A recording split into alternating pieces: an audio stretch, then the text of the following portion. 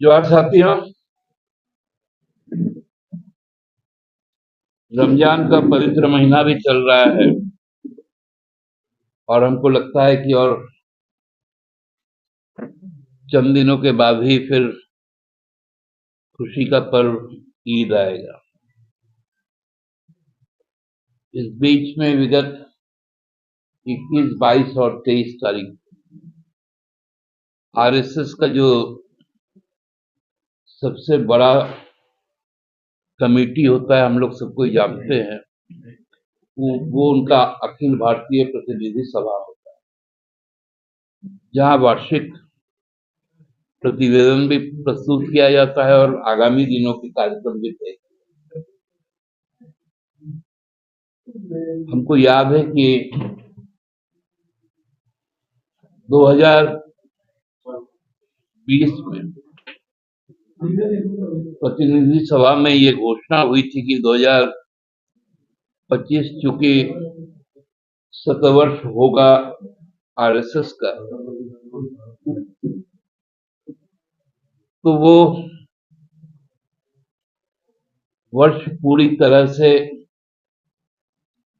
आनंदमयी होगा और कई तरह के उस समय विचार आए थे कि राष्ट्र क्या से क्या हो जाएगा।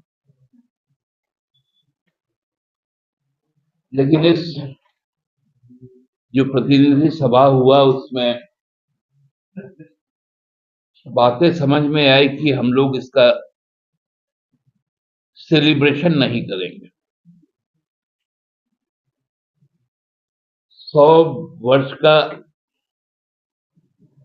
कोई आनंद उत्सव नहीं होगा।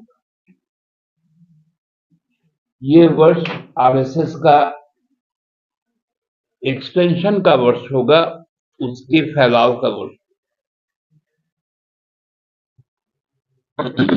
इसमें कई आंकड़े दिए गए, कई हजार, कई लाख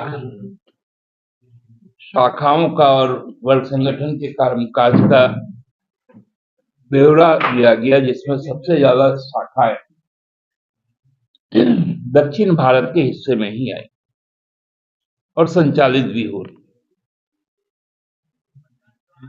पूरे इस प्रतिनिधि सभा में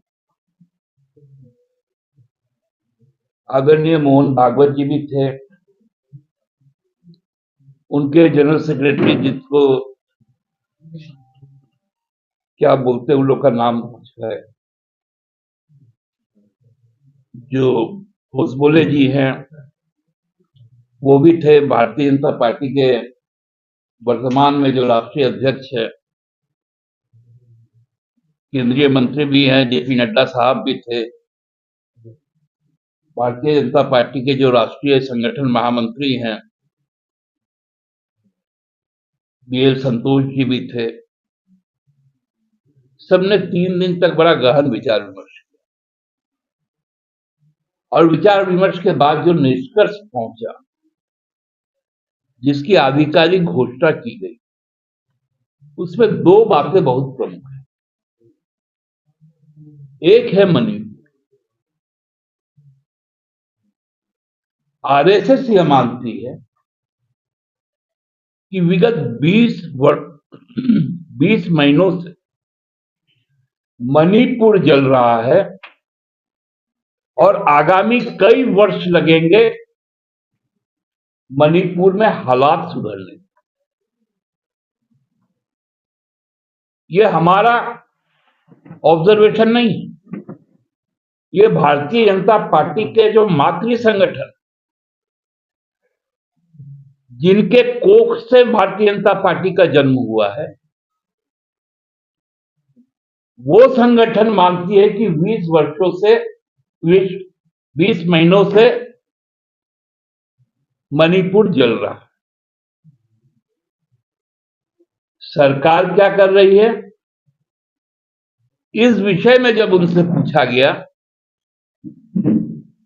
सरकार के मंत्री रहते हुए भी वहां पर कोई जवाब नहीं आया। आरएसएस वहां क्या कर रही है उसका भी कोई जवाब नहीं आया। जवाब क्या आया कि रामकृष्ण मिशन वहां क्या कर रहा है, इस्कॉन वहां रिलीफ का कैंप कर रहा है, चिन्मय मिशन वहां पर काम कर रहा है, सरकार वहां काम नहीं। कुछ दिन पहले हम लोगों ने पार्लियामेंट में देखा, राज्यसभा में एक संवाद माध्यम का एक ऑडियो क्लिप जारी हुआ था, जिसमें आदरणीय गृहमंत्री जी का आवाज था। वहां के जो बीरेन्द्र सिंह जी वहां के जो मुख्यमंत्री थे उनके बीच का संवाद कि कैसे बम मारते हो, छुप के बम मारा करो। ये संसद की बात है और आरएसएस ने भी कहा कि वहां पर सरकार ने कोई काम नहीं। मैं भाजपा से पूछना चाहता हूं कि बहुत ज्यादा आपको जनजातीय समुदाय से प्यार है,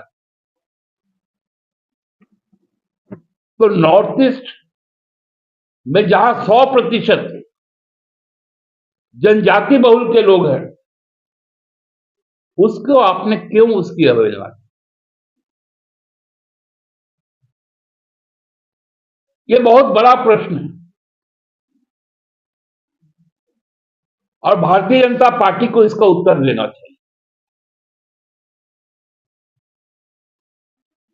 और दूसरा मुद्दा जो आरएसएस ने कहा वो परिसीमन था। जिस बात को हम लोग बार बार कहते हैं कि ये परिसीमन राज्यों के बीच एक खाई पैदा करेगा, दक्षिण भारत का संतुलन बिगड़ जाएगा, बढ़ जाएगा।